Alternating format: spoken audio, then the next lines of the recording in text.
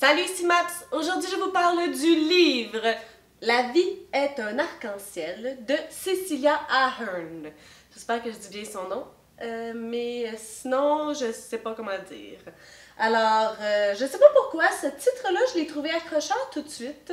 La vie est un arc-en-ciel, c'est comme ça amène de la joie, les arcs-en-ciel, on est toujours heureux, mais en même temps, j'imagine que s'il y a des arcs-en-ciel, il y a de la pluie et du soleil. Donc, bon, hein, je sais pas, je m'en vais un peu loin. Alors, nous suivons Rosie et Alex, qui sont meilleurs amis depuis la tendre enfance. Et au fur et à mesure que les années passent, ils continuent à être des amis. Après l'école secondaire, ils sont séparés parce que Alex déménage de l'Irlande pour aller aux États-Unis pour suivre ses études en médecine, alors que d'autres circonstances vont garder Rosie en Irlande. Mais malgré tout, ils vont continuer à se parler, à se dire beaucoup de choses, pas nécessairement tout, mais à se partager leur joie, leur bonheur, leur peine, leurs sentiments, et tout, et tout, et tout. Et ça va perdurer tout au long de leur vie. Ils se disent meilleurs amis, mais entre vous et moi, il ne manque pas grand-chose pour que ça soit bien plus. Alors, voici le résumé de cette histoire où nous suivons Rosie et Alex. Premièrement, ce qui nous frappe dès le départ, c'est le format d'écriture de ce livre-là.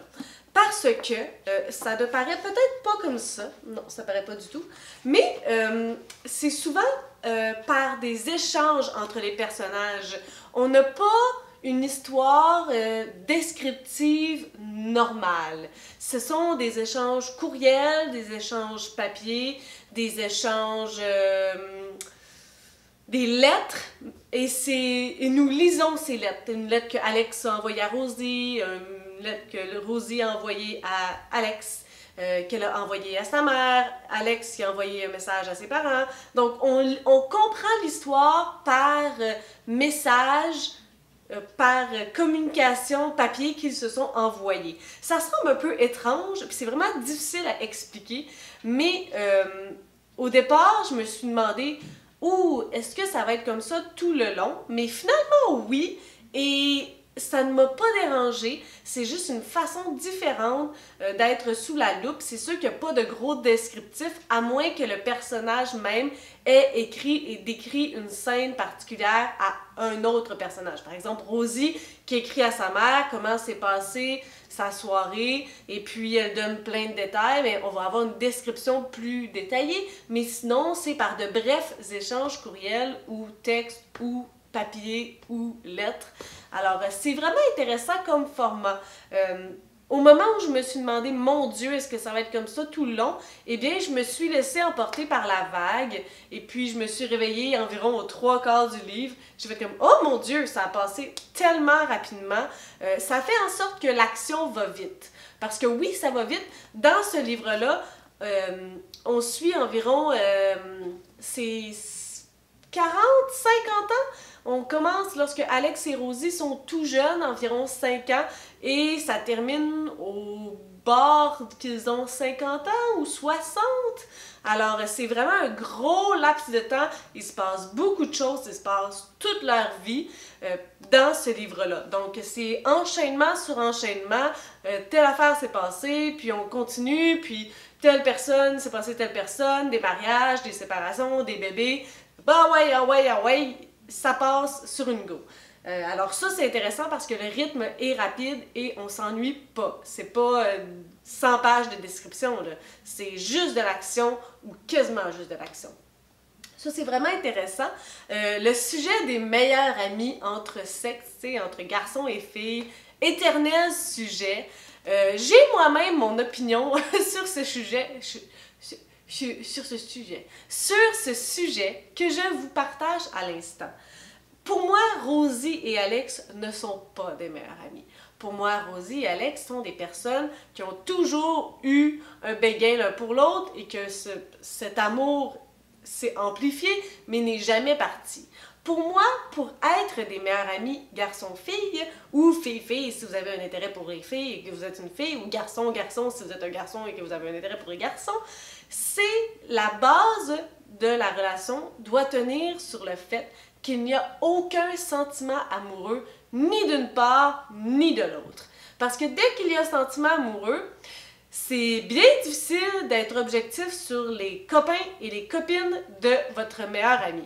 Donc, pour moi, ils ne sont pas des meilleurs amis parce que dès le départ, c'est très clair, il y avait 5 ans, et puis ils avaient des sentiments amoureux pour l'autre. Donc, Alex et Rosie n'ont jamais été pour moi des meilleurs amis. Ça n'empêche pas d'avoir une super bonne relation là, en étant en couple. C'est pas ce que je vous dis, c'est que vous pouvez pas être meilleurs amis et en couple. Pas du tout. C'est pas ça que je vous dis. Mais si vous voulez être des meilleurs amis purs et durs, il doit y avoir absence de sentiments amoureux. Sinon, mais ça veut dire que vous êtes en amour avec un de vos amis.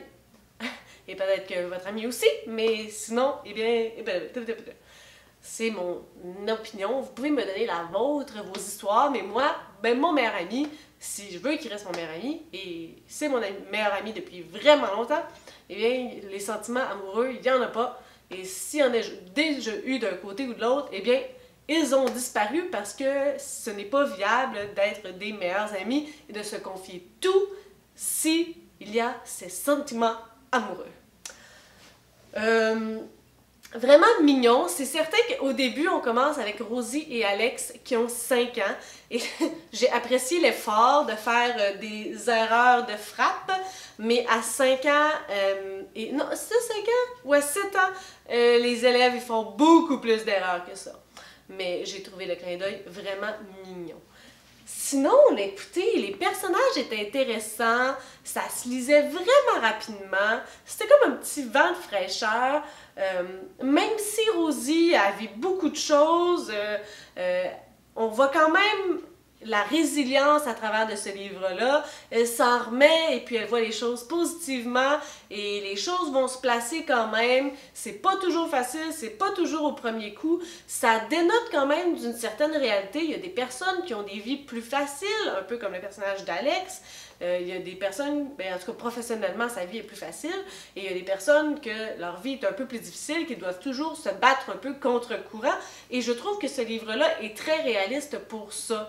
Des personnes qui ont des enfants en bas âge, ça brise un peu tout leur cheminement de carrière ou leur plan de vie. Tu sais, des histoires de divorce, des erreurs, des non-dits. Ce livre-là est très vrai pour ça. Les personnages, l'histoire, ça m'a vraiment plu. Je vous dirais qu'à la fin, je me demandais comment ça allait finir parce qu'il y a eu beaucoup de rebondissements. Ben beaucoup, je dirais qu'il y en a eu 2 gros, que je vais être comme « wow », je m'y attendais pas. Et la fin, elle nous est, en tant que lecteur, inévitable. Donc, on l'attend, cette fin-là, on la veut. Et je peux pas vous dire, là, mais comme...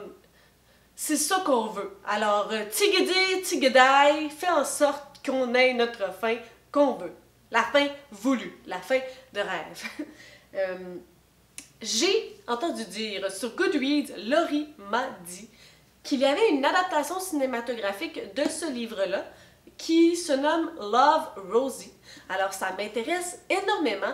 Tout simplement pour savoir s'ils ont utilisé le style d'écriture un peu particulier dans le film aussi, et parce que c'est le genre d'œuvre vraiment agréable à lire. En fait, je crois que le summum serait de lire ce livre-là en été. Je vous conseille l'été, dans un endroit chaud, une petite plage avec un petit cocktail, avec ou sans alcool. Je crois que ça serait parfait. Mais en hiver, ça s'est lu vraiment très rapidement aussi, vraiment agréable. J'ai vraiment pas de plainte à faire pour ce livre-là. Je vous dirais que si vous voulez un petit ouvrage qui parle d'une relation entre 2 personnes, entre des histoires de la vie, les drames, les succès, les échecs, c'est un petit livre pour vous. On va pas deep dans la tristesse. Puis, c'est pas un livre pour nous faire réfléchir à des grandes problématiques du monde. C'est juste un petit bonbon, et puis on lit ça, puis on est heureux, puis il y en a pas, tu sais, il y en a pas de problème, là. Alors, voici ma super critique, super de bonne humeur sur La vie est un arc-en-ciel de Cecilia Ahern. Sur ce, si vous avez des suggestions, des critiques, des commentaires, vous pouvez toujours le faire en dessous de ma vidéo. Et je vous souhaite de bonnes lectures.